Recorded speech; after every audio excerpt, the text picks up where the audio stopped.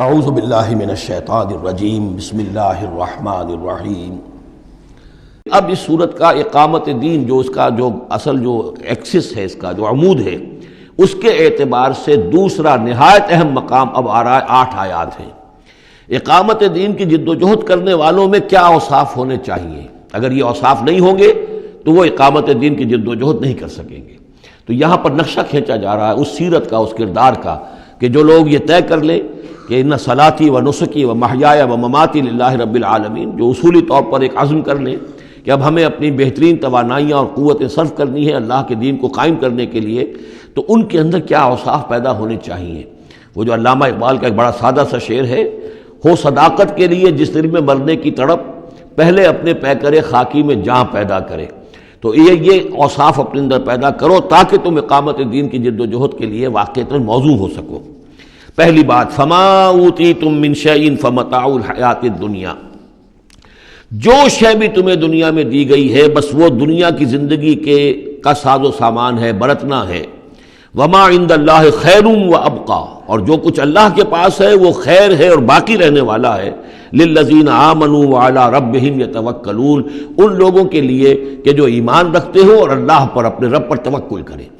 یعنی پہلی بات یہ کہ دنیا و ما فیہا سے ان کا قلبی تعلق جو ہے وہ اس طرح کا ہو جائے کہ اس کی کوئی اہمیت اور وقت ان کے دل میں نہ رہے، اور انہیں یقین ہو جائے کہ اصل میں ہمارا مطلوب آخرت ہے، ہمیں جو چاہیے وہ آخرت ہے، اور اس کی طلب ان کے دل کے اندر راسخ ہو چکی ہو۔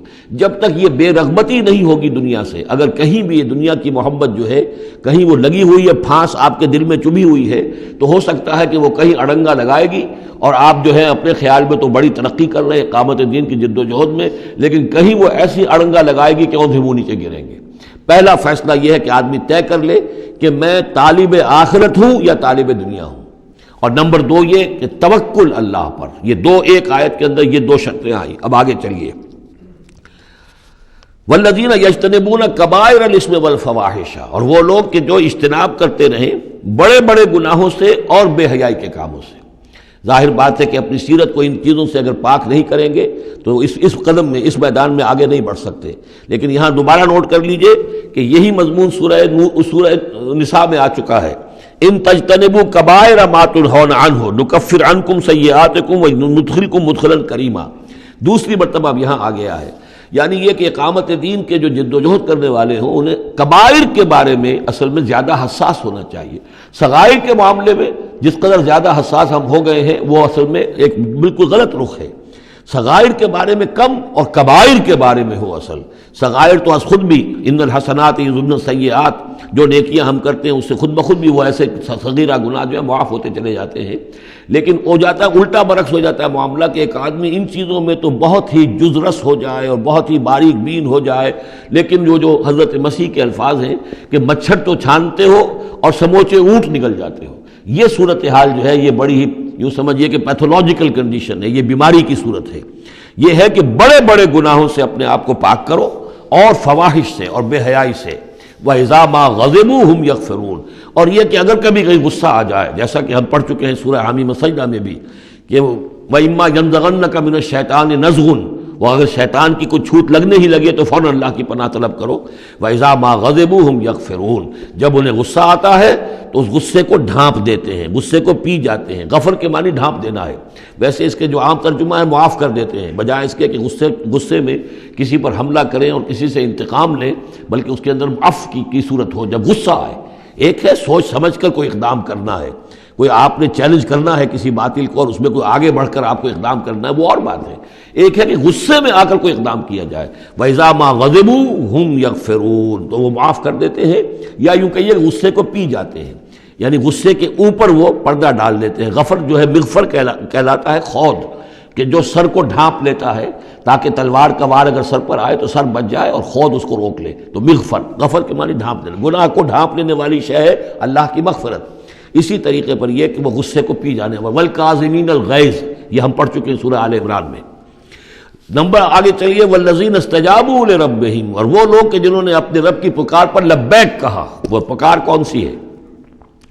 اس سورہ مبارکہ میں اب تک صرف ایک فعل امر آیا ہے جمع کے صیغے میں، ان اقیم الدین، اور ایک فعل نہیں آیا ہے جمع کے صیغے میں ولا تتفرقوا فی، پوری صورت میں اب تک نوٹ کر لیجیے گا جا کر. تو یہ پکار اللہ کی کون سی ہے؟ اقیموا الدین ولا تتفرقوا فی. اسی کے لیے کہا تھا حضور سے فلذالک فدعوا، اسی کی دعوت دیتے رہیے. آپ کی دعوت اقامت دین کی دعوت ہو، یا آپ کی کسی جزوی شے کے اوپر آپ جو ہے وہ ہیمر نہ کر رہے ہو، کسی جزوی سی شے کو آپ نے ہدف نہ بنا لیا ہو، اصل ہدف اقامت دین. فلذالک فدعوا واستقم کما امرت ولا تتبع اهواهم. اب یہاں فرمایا والذین استجابوا لربہم، جنہوں نے اپنے رب کی پکار پر لبیک کہا، واقاموا الصلاۃ، اور نماز قائم کی، اور وامرهم شورى بینہم، چونکہ اب اجتماعی زندگی ہے، جماعتی زندگی ہے، اس میں مشاورت کا نظام ہونا چاہیے کہ وہ جو فیصلے کریں، جو قدم اٹھائیں، وہ باہمی مشاورت سے ہوں.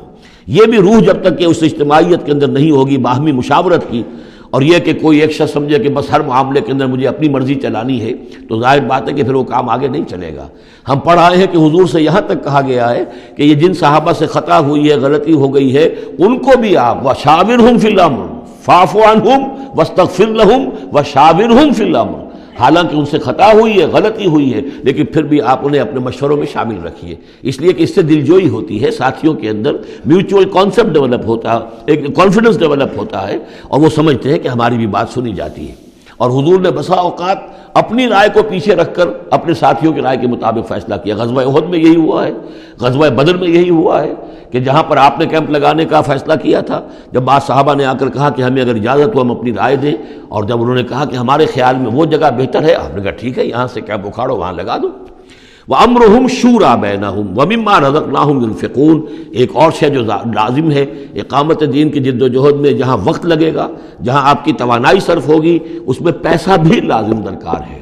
وہ دعوت دین کا کام ہو، اقامت دین کی جد و جہد ہو. وَمِمَّا رَزَقْنَاهُمْ يُنْفِقُونَ، یہ انفاق کا مضمون آ گیا، اور جو کچھ کہ ہم نے انہیں دیا ہے اس میں سے وہ انفاق کرتے ہیں.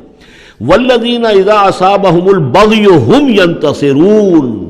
یہ وہ چیز ہے جس کے لیے میں نے نوٹ کرایا تھا کہ ایک ہے دعوت دین کا مرحلہ، اس دعوت کے مرحلے میں تو صورت وہ بتائی گئی کہ ادفع باللتی ہی احسن.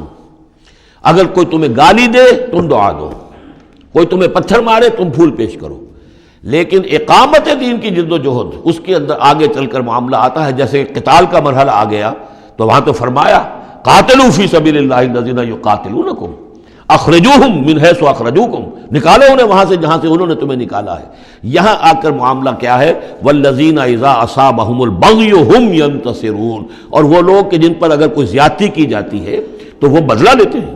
یعنی یہاں پر اب تو اس کو اصل میں جد و جہد جو ہے حضور صلی اللہ علیہ وسلم کی، اس کے بھی اگر آپ دو مراحل سمجھیں گے تو ایک جو مکی دور میں وہ تھا، وہ دعوت کا مرحلہ تھا، ابھی اس میں اقدام کوئی نہیں کیا گیا. لیکن جب اقامت دین کے لیے اقدام شروع ہو جائے گا، آگے بڑھ کر باطل کو چیلنج کریں گے، تو اب وہ بات نہیں چل سکتی کہ معاف کر دیا کریں. وہاں تو بلکہ یہ ہے کہ جو غزوہ بدر میں جو اسیر ہوئے تھے ان کو بھی اگر فدیہ لے کر چھوڑ دیا گیا تو اللہ تعالیٰ کی طرف سے اس پر بھی اظہار ناپسندیدگی ہو گیا. بلکہ حضرت عمر کی رائے کی جو ہے گویا کہ تائید کی وہی نے کہ ان کو تو سب کو قتل کیا جانا چاہیے تھا، اور وہ ہمارے اندر جو ان کے رشتہ دار ہیں قریبی، وہ اپنے ہاتھ سے قتل کرتے، اس لیے کہ یہ فدیہ دے کر چلے جائیں گے. ظاہر بات ہے کہ اگلے سال وہی لوگ اکثر و بیشتر آ گئے کہ نہیں آ گئے، وہ چڑھائی کر کے آ گئے احد کے اندر. تو اس لیے وہاں پر آ کر جب اقامت دین کا مرحلہ جو ہے اقدام کے مرحلے میں وہ جد و جہد آتی ہے تو اس میں ہے والذین اذا اصابہم البغی ہم ینتصرون. یہ گویا کہ ان دونوں مراحل کا آپس کا فرق اور تفاوت ہے. صدق اللہ العظیم.